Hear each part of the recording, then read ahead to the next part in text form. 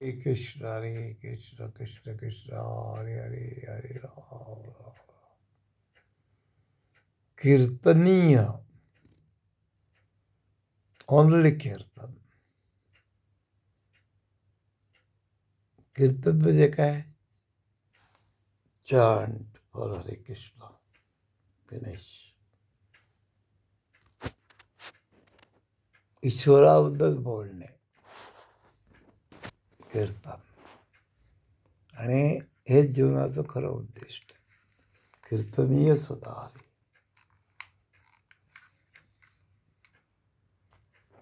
ईश्वराचं कीर्तन करणे म्हणजे काय?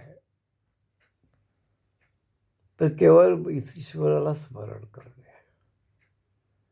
म्हणून ईश्वराबद्दल नामस्मरण करणे, त्याची प्रॅक्टिस करणे महत्वाचं आहे. आणि ती अशी एक वेळा दोन वेळा करून चालणार आहे. तर रेग्युलर करावी लागेल. कमीत कमी 4 वेळा दररोज करण्याची प्रॅक्टिस करावी लागेल. हरे कृष्ण कृष्ण कृष्ण हरे हरे हरे राम हरे राम. आणि हळूहळू या भौतिक जगामध्ये जे आपण लटकलो आहे, असं वाटतं आपल्याला की या भौतिक जगातून आपल्याला आनंद मिळेल, पण तो आनंद टेम्पररी मिळणार आहे. फक्त जिव्हा जर भगवंताच्या नावामध्ये लागले तरच हळूहळू आपल्याला त्याची टेस्ट डेव्हलप होईल, चव यायला लागेल.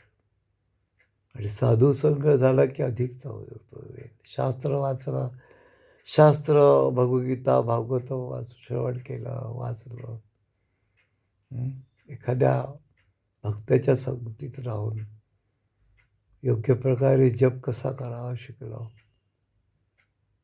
आणि जिव्हाळा भगवंताच्या सेवेत लावलं. बस एवढंच करायचं आहे ना. नाहीतर फुकट वेळ गेला याची आपल्याला जाणीव होईल. कोणत्या ना कोणत्या वयामध्ये व्यर्थमा काळ गेला, आता फालतू वेळ गेला माझ्या जीवनामध्ये याची जाणीव होईल. कारण इथचा आनंदच कायमस्वरूपी नाही आहे. इथची कोणतीच गोष्ट कायमस्वरूपी नाही. कायमस्वरूपी आहे फक्त ईश्वराचं अनुसंधान, ईश्वराचे संबंध, कृष्ण संबंधे. तर विधी भक्ती करता करता करता करता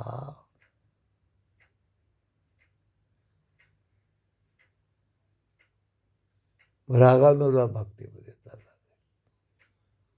भक्त प्रल्हाद म्हणतात की या जगामध्ये सुख नावाची वस्तूच नाही ना.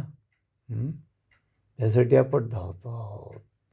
तर थोडासा वेळ, कमीत कमी 20 मिनटं 4 वेळा करण्यासाठी प्रॅक्टिस केल्यावर जर काढलं